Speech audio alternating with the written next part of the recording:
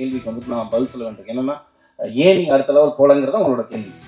So அது காரணமே இதுதான்.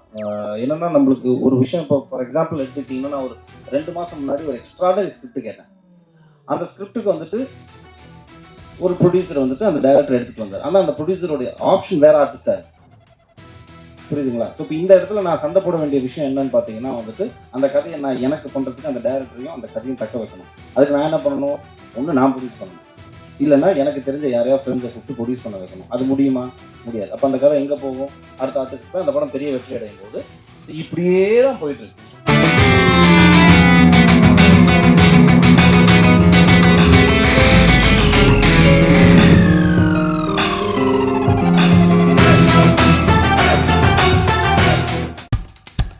இப்போ நம்ம என்டர்டெயின்மெண்ட் ஆக போகுது பிளஸ்.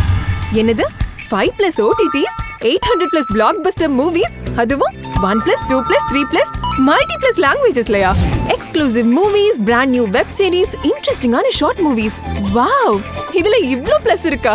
இதுல இருக்க ஒரே ஒரு மைனஸ், அதுவும் நமக்கு பிளஸ் தான். மத்த எல்லா OTT-யை விட மைனஸ் பிரைஸ்ல, அதுவும் ஒரு நாளுக்கு ₹1 தான். OTT Plus டவுன்லோட் பண்ணி நான் என் சந்தோஷத்தை பிளஸ் ஆக்கிட்டேன். அப்ப நீங்க OTT Plus, இது ஆல் இன் ஒன் ஆப். உடனே டவுன்லோட் பண்ணுங்க. OTT Plus, இதுல எல்லாமே பிளஸ். சார், இங்கே Vimal from Thanthi TV. Sir, Tamil சினிமாவோட ரொம்ப சார்மிங்கான ஆக்டர் நீங்கள், ரொம்ப ஹார்ட் ஒர்க்கான ஆக்டர் நீங்கள், ரொம்ப தலை சிறந்த நடிகர் நீங்கள். நீங்கள் வந்து தமிழ் சினிமாவில் ஒரு நல்ல படங்களை கொடுக்கணும்னு எல்லாரும் எதிர்பார்த்துட்டு இருக்காங்க. நீங்கள் ஏன் பண்ணுறதில்ல? பாலிவுட்டில் இருக்க மாதிரியான நெப்போட்டிசம் இதுக்கு காரணமா, இல்லை நல்ல கதைகள் உங்களை வந்து சேராதது காரணமா? இல்லை சார், நெப்போட்டிசம் ஸ்டேஜ்லாம் நான் தாண்டிட்டேன் சார். அதெல்லாம் இப்போ இருக்கிற இப்போ இருக்கிற ஜென்ரேஷனில் ஒரு 2 படம் 3 படம் பண்ணவங்களுக்கு வேணால் மேபி இருக்கலாம். நான் ஸ்டார்ட் பண்ண டைமில் சினிமா ரொம்ப ஓப்பனாக இருந்தது. ஆக்சுவலாக வாரிசு நடிகர்கள் வந்து நம்மளை வந்துட்டு போட்டு அழுத்துற மாதிரியான சுச்சுவேஷனும் இங்கே யாருக்குமே இல்லை. அதான் இங்கே இப்போ தமிழ் சினிமாவை பொறுத்த வரைக்கும் வந்துட்டு நீ உழைச்சா உனக்கு காசு, உனக்கு திறமை இருந்தால் நீ ஏறி போயிட்டே இருக்கலாம், இவ்வளோ தான் கணக்கு. ஸோ அதுதான் வந்துட்டு நான் இருந்த டைம்லேருந்து இப்போ வரைக்குமே. ஆனால் அதுதான் பேசிக்காகவே இருக்குது. நான் இல்லை சார், சில சம்டைம்ஸ் என்ன ஆகுதுன்னா, ஒரு ஸ்டேஜுக்கு மேலே நம்மளே பிடிச்சி இழுத்து போக வேண்டியிருக்குல்ல. அப்படி இருக்கும்போது ஒரு சில நல்ல கதைகள் வருது, ஆனால் அதுக்கு வந்துட்டு சரியான தயாரிப்பாளர் அமைய மாட்டேங்குது. அந்த மாதிரி அந்த கரெக்டான டைமில் வந்துட்டு அந்த 3 டாட்ஸை கனெக்ட் பண்ணும்போது நம்மளுக்கு வந்து அடுத்த லெவல் போகிறதுக்கான ஒரு வாய்ப்பு கிடைக்கும். அந்த மாதிரி நடக்க மாட்டேங்குது. ஸோ எனக்கு என்ன வருதோ அதை நான் கரெக்டாக பண்ணி போயிட்டு இருக்கிறதுனால தான் வந்துட்டு நீங்கள் சொல்கிற மாதிரி இந்த கேள்விக்கு வந்துட்டு நான் பதில் சொல்ல வேண்டியிருக்கேன். என்னென்னா, ஏன் நீங்கள் அடுத்த லெவல் போலங்கிறத உங்களோட கேள்வி. ஸோ அது காரணமே இதுதான். என்னென்னா, நம்மளுக்கு ஒரு விஷயம் இப்போ ஃபார் எக்ஸாம்பிள் எடுத்துக்கிட்டிங்கன்னா, நான் ஒரு 2 மாதம் முன்னாடி ஒரு எக்ஸ்ட்ராடனரி ஸ்கிரிப்ட் கேட்டேன். அந்த ஸ்கிரிப்டுக்கு வந்துட்டு ஒரு ப்ரொடியூசர் வந்துட்டு அந்த டைரக்டர் எடுத்துகிட்டு வந்தார். ஆனால் அந்த ப்ரொடியூசருடைய ஆப்ஷன் வேறு ஆர்டிஸ்டாக இருக்குது. புரியுதுங்களா? ஸோ இப்போ இந்த இடத்துல நான் சண்டை போட வேண்டிய விஷயம் என்னன்னு பார்த்தீங்கன்னா வந்துட்டு, அந்த கதையை நான் எனக்கு பண்ணுறதுக்கு அந்த டைரக்டரையும் அந்த கதையும் தக்க வைக்கணும். அதுக்கு நான் என்ன பண்ணணும்?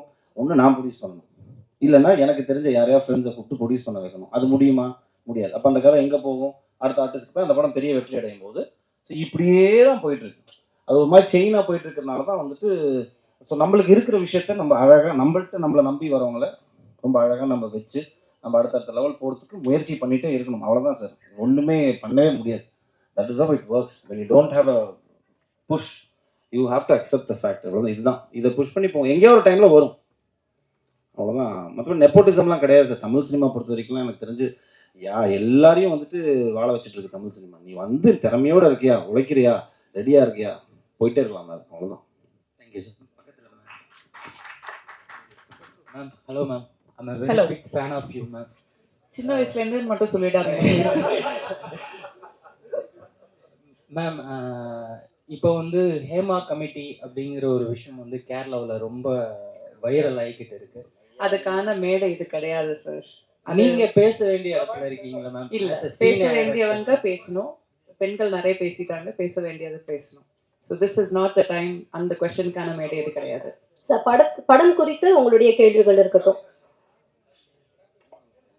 பரத் சார், சார் சொல்லுங்க சார். இங்கேருந்து பார்க்குறப்போ நிறைய ஆடியோ ஃபங்க்ஷன் இந்த மாதிரி ப்ரெஸ் மீட்லாம் கலந்துருப்போம். ஆனால் இவ்வளோ ஹீரோயின்ஸ் மேடையில் இருக்க மாட்டாங்க, வெறும் ஆம்பளைங்களே உள்ள மீட்டிங்லாம் பார்த்துருக்கோம். இவ்வளோ ஹீரோயின்ஸ் இங்கேருந்து பார்க்குறப்ப எங்களுக்கே மகிழ்ச்சியாக இருக்குது. படத்தில் நடித்த உங்களுக்கு எப்படி இருந்தது? நடிச்சது ஒரே ஒரு ஹீரோயினோடங்க. இது வந்துட்டு 4 கதை சேர்ந்த ஒரு படங்கிறதுனால 4 கதையோட மொத்த ஹீரோயினும் இங்க இருக்காங்க. ஆனா நான் நடிச்சது அந்த ஒரே ஒரு ஹீரோயினோட தான், சினியோட தான் நடிச்சிருக்கேன் நான். ஆமா, நான் இல்லை, இவங்களோட காம்பினேஷன் இருக்கு, அஞ்சலி அவங்களோட இருந்தது. பட் இவங்க மேடமோட இல்லை. மற்றபடி பவித்ரா லட்சுமி அவங்களோட இல்லை. பட் ஆனால் இந்த கதை வந்துட்டு கொஞ்சம் விமன் எம்பவர்மெண்ட் நிறைய இருக்கு இந்த படத்துல. நிறைய விமனுக்கு நிறைய இம்பார்ட்டன்ஸ் இருக்கு இந்த படத்துல.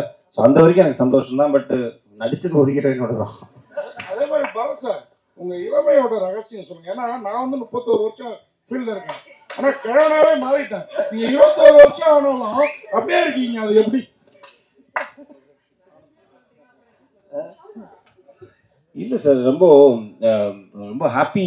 இங்கே சந்தோஷமாக வச்சுக்கிட்டாலே போதும் சார். நான் ரொம்ப பேராசை கிடையாது. சினிமாவில் நம்ம அடுத்த லெவல் போகணும்னு சொல்லிட்டு நிறைய யோசிக்கிறது கிடையாது.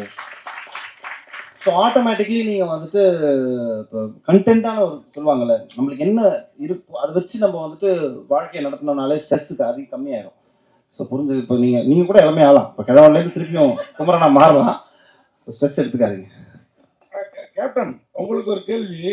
மேடையில் வந்து மேடத்துக்கு எவ்வளோ அட்வான்ஸ் கொடுத்துன்னு சொல்லிட்டீங்க, பரத் சாருக்கும் மற்றவங்களுக்கும் எவ்வளோ கொடுத்துன்னு சொன்னீங்க, நாங்களும் ப்ரொடியூசர் ஆகும்ல? அதெல்லாம் தனியாக வாங்கலாம், பேசிக்கலாம்.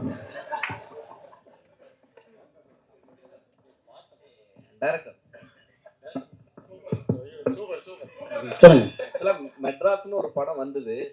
அது வந்து ஒரு துரோகம் அப்படின்ற ஒரு கான்செப்ட்ல போச்சு. அது பல பல அரசியல் இதெல்லாம் பேச ஆரம்பிச்சு. உங்களுடைய ஒன்ஸ் அபான் டைம் மெட்ராஸ் அப்போ வந்து ஃபுல்லா பாத்தீங்கன்னா கத்தி தான் பேசிச்சு. நீங்க கன்னுடைய புல்லட் வச்சிருக்கீங்க, என்ன சொல்ல போறீங்க? டைட்டில் வந்து பார்த்தீங்கன்னா இது ஒரு இந்த கன் வர்றதுக்கான ஒரு அடிப்படை சம்பவம் இருக்குங்க. அது வந்து ஒரு 12 இயர்ஸ்க்கு முன்னாடி நடந்த ஒரு உண்மை சம்பவம். ஸோ அதை வந்து உங்களுக்கு ஞாபகப்படுத்துகிற மாதிரி தான் அந்த டைட்டில் நான் வச்சுருக்கேன். அது மட்டும் இல்லை, இது வந்து எல்லா லாங்குவேஜும் கொண்டு போகணும்னு நினச்சோம். உலகம் முழுக்க பார்த்தீங்கன்னா once upon time in America இருக்கும், ஹாலிவுட் இருக்கும். ஸோ அந்த டைட்டில் கேட்கும்போது பிடிக்கும் எல்லாருக்குமே. ஸோ மெட்ராஸ் அப்படின்னு ஒரு டைட்டில் இல்லை. அப்போது என் ப்ரொடியூசர்கிட்ட ஷான் அவர்கிட்ட சொல்லும்போது 2 டைம் சொன்னேன், அது இது ஓகேன்னு சொன்னார். நான் சென்னைன்னு சொன்னேன், அவர் தான் மெட்ராஸை மாற்றினது. மேடம், நீங்கள் மேடில் சொன்னாங்க, நீங்கள் எப்பவுமே ஒரு லக்கி சாம்னு சொன்னாங்க. என்னென்னா 100 crores வந்து படம் பண்ணிடலாம், உங்கள்கிட்ட ஜெயிச்சிடலாம் அப்படின்னு சொன்னாங்க. அதில் நீங்கள் சொன்னீங்க 20% கேட்குறீங்க. இப்போ நீங்கள் கேட்டீங்க, நான் எப்போ கேட்டேன்? பேசுனீங்களே, அது மட்டும் கேட்டேன், நான் வேற என்னமோ சொன்னேன். சரி சொல்லுங்க, கேள்வி சொல்லுங்க. அதான் மேடம், இப்போ நீங்கள் பர்சன்டேஜ் கேட்டால் எப்படி மேடம் அடுத்த சான்ஸ் கொடுப்பாங்க உங்களுக்கு? நான் கேட்கவே இல்லையே சார். அதான் அவங்களா அந்த பெர்ஃபார்மன்ஸ் ஒத்துழைப்பு எல்லாம் பார்த்து அவங்களா கொடுக்குறேன்னு சொன்னாங்க. நான் கேட்கவே வாங்கிடுவீங்க. ஏன் வாங்கலாம்? நம்மள தேடி வர லட்சுமி நம்ம எப்போ வேண்டாம்னு சொல்லக்கூடாதுங்க. அது இப்ப சொல்லவே கூடாது. சார் சொல்லுங்க டேரக்டர் சார், இப்போ வந்து ஒரு படத்துல ஒரு ஹீரோயின் வச்சு பண்றது பெரிய விஷயம். எத்தனை ஹீரோயின், அதெல்லாம் வந்து ஒரு நல்ல ஆக்டர் பிளஸ் நல்ல அழகான ஒரு ஹீரோ, அவரை வச்சு பண்ணும்போது ஹீரோ கண்டிப்பா ஒரு விஷயம் சொல்லுவார், எல்லா ஹீரோவே வச்சு பண்றீங்க, எல்லாத்துக்கும் எங்களுக்கு காம்பினேஷன் கொடுக்குன்னு கண்டிப்பா கேட்டிருப்பாரு. நீங்க என்ன சொன்னீங்க? நான் அது மாதிரி எதிர்பார்த்தேன், ஆனால் அந்த மாதிரி எந்த கேள்வியும் எழவில்லை.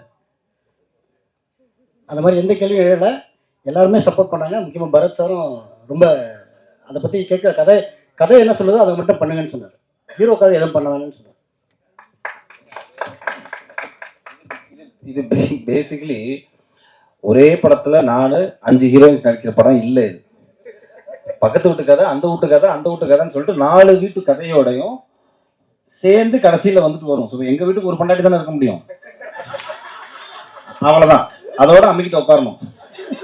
அடுத்த வீட்டுக்கு வேற ஒரு கதை இருக்கும். ஸோ இப்போ நீங்க குழப்பிக்கிட்டீங்க. பரத் சார் ஒரு ஹீரோ இருக்காரு, 4 ஹீரோயின் இருக்காங்களே, எனக்கு ஏதாவது காம்பினேஷன் தெரியலையாங்கிற கணக்கே வராது. ஏன்னா இது 4 வாழ்வியல் சம்பந்தப்பட்ட ஒரு படம். புரிஞ்சிருச்சுங்களா? 4 பேரோட கதை அது மொத்தமா வந்துட்டு ஒரு பிஸ்டல்ல மர்ஜ் ஆகும். அபிராம் தமிழ் சினிமாவில் இப்போ பேசும்போது பார்த்தீங்கன்னா ஈக்குவாலிட்டி பற்றி சொன்னாங்க.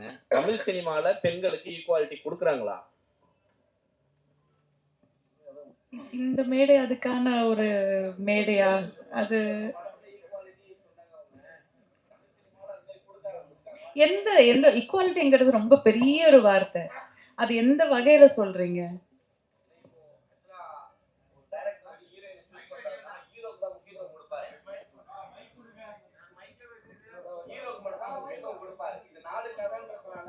ஹீரோக்கு மட்டும்தான் முக்கியத்துவம் படத்துல எப்பயுமே இருக்கும். ஸோ ஹீரோயினுக்கு அந்த போர்ஷன் மட்டும் தான் இருக்கும். அதை வச்சு கேட்குறேன். எனக்கு ஐ டோன்ட் நோ இது இந்த இந்த கேள்வி இந்த ஒரு மேடையில் எப்படி பதில் சொல்றதுன்னு தெரியல. இந்த படத்துல பாத்தீங்கன்னா எல்லா கேரக்டருக்குமே அதுக்கான ஸ்பேஸ் இருக்கு.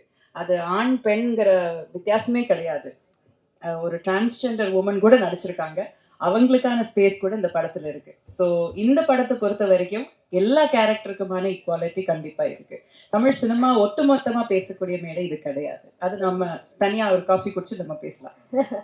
Fine, thank you sir. ஒரு குடும்பம் ஒரு வீடு தான் அப்படின்னு சொன்னீங்க. நான் பக்கத்து வீட்டு மேலேயும் பார்வை விழும் இல்லையா?